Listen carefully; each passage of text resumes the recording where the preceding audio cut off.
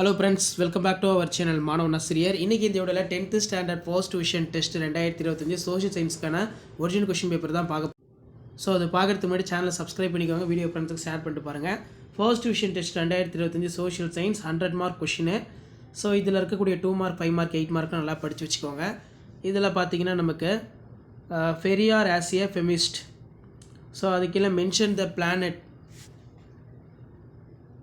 the plantation crop of India. Next பார்த்தீங்கன்னா நமக்கு name the different type of coal within carbon content. What is migration? State the types. அடுத்து list any 4 guidings Panchasheel, principles of Panchasheel. List out any 5 global grouping India member. அடுத்து what is per capita income, what is tax, what is GI tag, ரொம்ப important.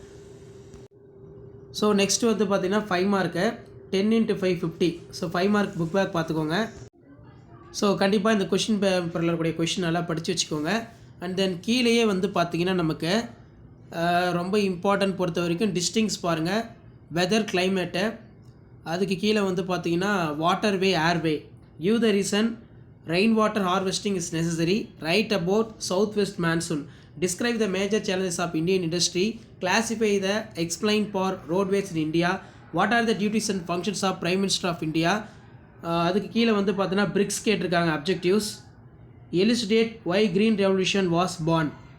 Write the structure of GST. Draw the timeline. So map வந்து கொடுத்துருக்காங்க, பார்த்துக்கோங்க. Next வந்து assess the structure activities of UN. Examine the factors that lead to the transformations of Gandhi into the mass leader. இது ரொம்ப important.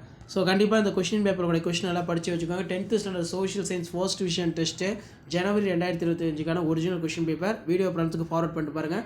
Thank you.